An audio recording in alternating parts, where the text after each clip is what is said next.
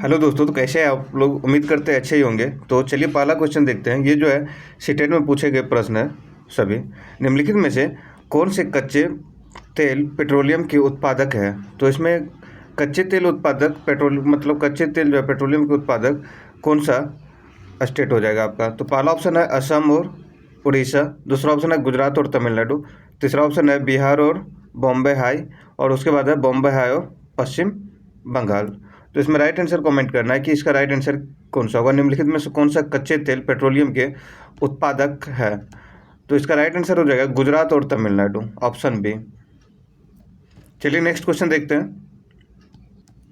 निम्नलिखित में से क्या पेट्रोलियम से प्राप्त नहीं होता है? तो इसमें कौन सा पेट्रोलियम का प्रोडक्ट नहीं है, ये आपको बताना है। तो पहला ऑप्शन है मोम।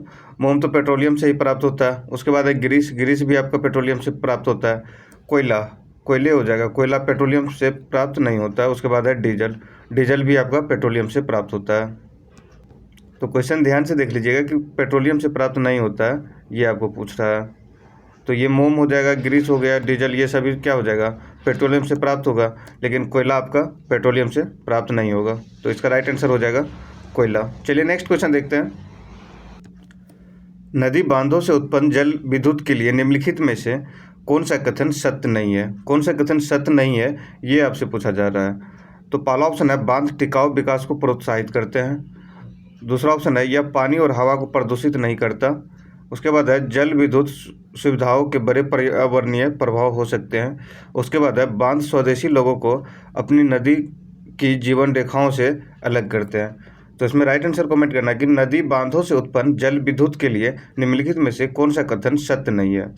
तो कौन सा कथन सत्य नहीं है, तो ये बताना है। तो इसका राइट आंसर हो जाएगा बांध टिकाऊ विकास को प्रोत्साहित करते हैं। तो इससे कोई मतलब नहीं है आपका जल विद्युत के निम्नलिखित में से कौन सा कथन सत्य नहीं है, तो यही हो जाएगा आपका राइट आंसर। तो चलिए नेक्स्ट क्वेश्चन देखते हैं। निम्नलिखित में से पेट्रोलियम के सही अभिलक्षण चुनिए। तो पेट्रोलियम का सही अभिलक्षण बताना है, क्या होता है। तो पहला ऑप्शन है बदबूदार गाढ़ा गहरे रंग का तेल।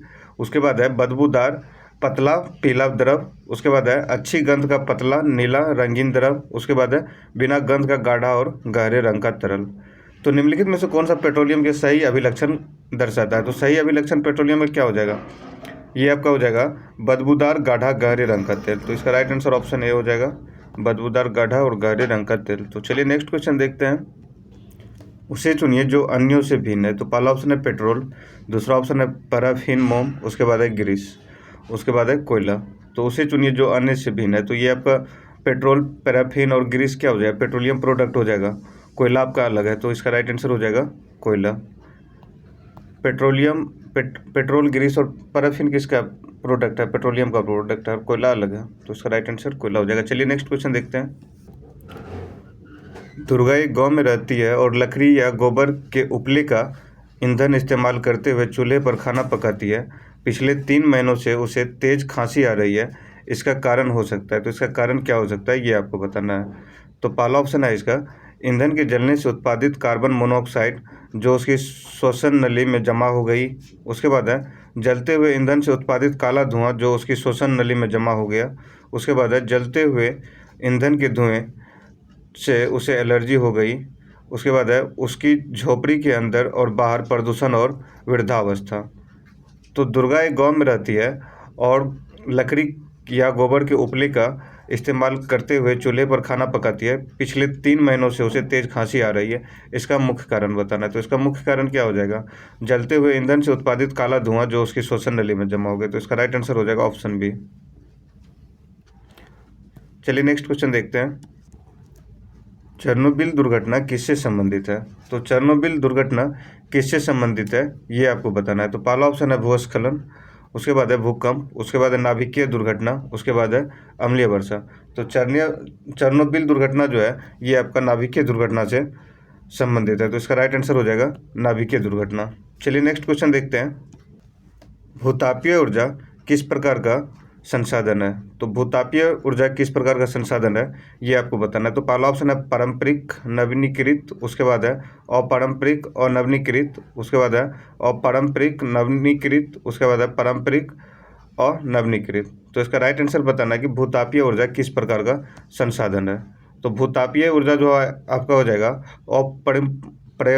अपारंपरिक और नवीनीकृत। तो इसका राइट आंसर ऑप्शन सी हो जाएगा। चलिए नेक्स्ट क्वेश्चन देखते हैं।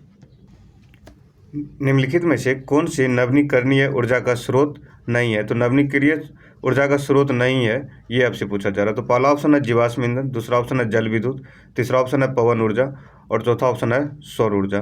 तो निम्नलिखित में से कौन सा नवीनीकरणीय ऊर्जा का स्रोत नहीं है, ये आपको बताना है। तो नवीनीकरणीय ऊर्जा का स्रोत कौन सा नहीं होगा? जीवाश्म ईंधन हो जाएगा, बाकी तो ये जल विद्युत आपका नवीनीकरणीय है, सौर ऊर्जा नवीनीकरणीय है, पवन ऊर्जा नवीनीकरणीय है। तो इसका राइट आंसर क्या हो जाएगा? जीवाश्म ईंधन। तो चलिए नेक्स्ट क्वेश्चन देखते हैं। निम्नलिखित ईंधनों में से कौन सा न्यूनतम पर्यावरणीय प्रदूषण उत्पन्न करता है? तो इसमें सबसे कम प्रदूषण कौन उत्पन्न करता है, ये आपको बताना है। तो पहला ऑप्शन आपका डीजल है, दूसरा ऑप्शन आपका पेट्रोल है, तीसरा ऑप्शन हाइड्रोजन है और चौथा ऑप्शन कोयला है। तो सबसे कम प्रदूषण इसमें कौन सा उत्पन्न करेगा, ये बताना है। तो सबसे कम प्रदूषण कौन उत्पन्न करेगा? हाइड्रोजन करेगा। तो इसका राइट आंसर हो जाएगा हाइड्रोजन। चलिए नेक्स्ट क्वेश्चन देखते हैं। निम्नलिखित वाहनीय ईंधनों में से किसको आजकल पर्यावरण स्नेही माना जाता है? तो पर्यावरण स्नेही किसको माना जाता है, ये आपको बताना है। तो पहला ऑप्शन हो गया आपका डीजल, दूसरा ऑप्शन हो गया पेट्रोल, उसके बाद हो गया द्रवित पेट्रोलियम गैस यानी कि एलपीजी, उसके बाद है संपीड़ित प्राकृतिक गैस तो सीएनजी। तो इसमें आपको बताना है कि निम्नलिखित वाहनीय ईंधन में से किसको आजकल पर्यावरण स्नेही माना जाता है, यानी कि कम पोल्यूशन करता है, तो ये आपको बताना है। तो इसका राइट आंसर हो जाएगा आपका सीएनजी। अभी वाहनों में जो है सीएनजी यूज किया जा रहा है। तो संपीड़ित प्राकृतिक गैस इसका राइट आंसर हो जाएगा। चलिए नेक्स्ट क्वेश्चन देखते हैं। कच्चे तेल का उपयोग किया जाता है, तो कच्चे तेल का उपयोग कहाँ किया जाता है, ये आपको बताना है। तो पहला ऑप्शन है डामर बनाने में, दूसरा ऑप्शन है प्लास्टिक बनाने में, तीसरा ऑप्शन है पेंट बनाने में और चौथा ऑप्शन है औषधि बनाने में और पांचवा ऑप्शन है ड्राई क्लीनिंग में। तो ए में ए 1 2 3 है, उसके बाद 1 5 1 4 ये सभी। तो इसमें राइट आंसर कमेंट करना है आपको कि कच्चे तेल का उपयोग किया जाता है। तो कच्चे तेल का उपयोग कहाँ किया जाता है? डामर बनाने में, प्लास्टिक बनाने में, पेंट बनाने में, औषधि बनाने में और ड्राई क्लीनिंग में। तो इसका राइट आंसर हो जाएगा ऑल ऑफ द अबव, यानी कि सभी चीज़ में आपका कच्चे तेल का उपयोग हो जाता है। तो ऑप्शन डी इसका राइट आंसर हो जाएगा। चलिए नेक्स्ट क्वेश्चन देखते हैं। निम्नलिखित में से कौन सा ऊर्जा का अक्षय संसाधन नहीं है? तो निम्नलिखित में से कौन सा ऊर्जा का अक्षय संसाधन नहीं है, ये आपको बताना है। तो पहला ऑप्शन है सूर्य, दूसरा ऑप्शन है पेट्रोलियम, तीसरा ऑप्शन है जल और चौथा ऑप्शन है वायु। तो निम्नलिखित में से कौन सा आपका अक्षय संसाधन नहीं है, ये आपको बताना है। तो अक्षय संसाधन कौन नहीं हो जाएगा? अक्षय संसाधन आपका हो जाएगा पेट्रोलियम, ये आपका अक्षय संसाधन नहीं है। बाकी सब आपका अक्षय संसाधन है, जैसे कि सूर्य हो गया, जल हो गया, वायु हो गया, ये सब आपका ऊर्जा का अक्षय संसाधन हो गया। लेकिन इसमें आपको नहीं पूछा जा रहा है, तो नहीं पूछा जा रहा है तो पेट्रोलियम हो जाएगा।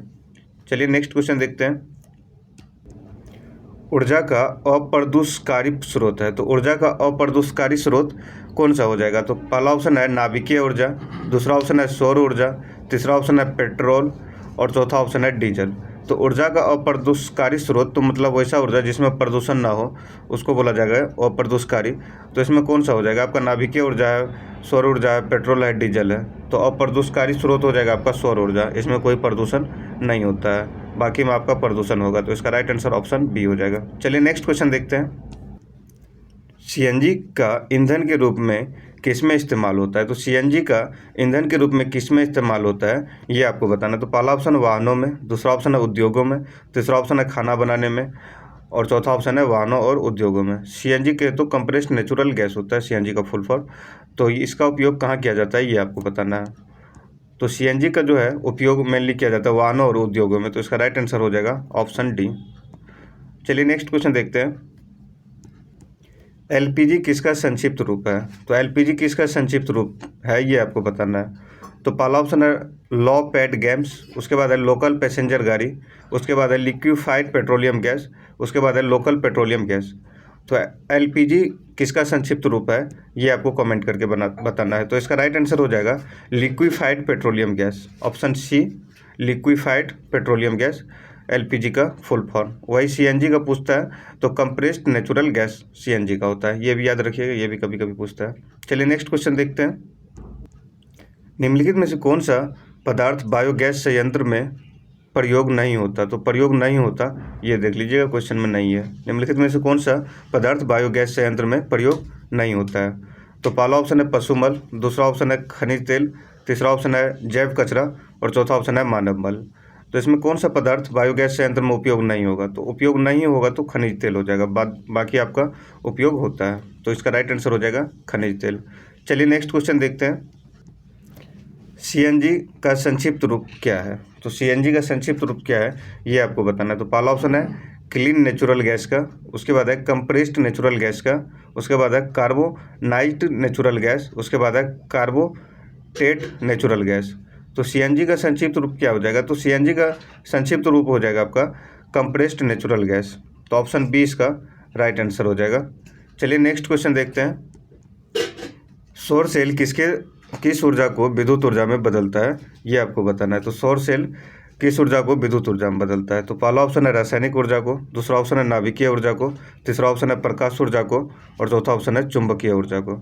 तो सौर सेल जो है आपको प्रकाश ऊर्जा को विद्युत ऊर्जा में बदलता है। तो इसका राइट आंसर हो जाएगा ऑप्शन सी प्रकाश ऊर्जा। चलिए नेक्स्ट क्वेश्चन देखते हैं।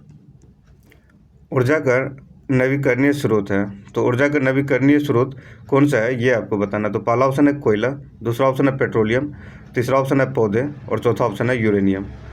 तो ऊर्जा का नवीकरणीय स्रोत जो है ये आपका पौधे हो जाएगा। तो इसका राइट आंसर पौधे हो जाएगा। और चलिए ये लास्ट क्वेश्चन था आज का। आप लोग को वीडियो अच्छा लगता है तो लाइक कर दीजिएगा, कमेंट कर दीजिएगा, शेयर कर दीजिएगा। तो चलिए मिलते हैं नेक्स्ट वीडियो में, तब तक के लिए धन्यवाद।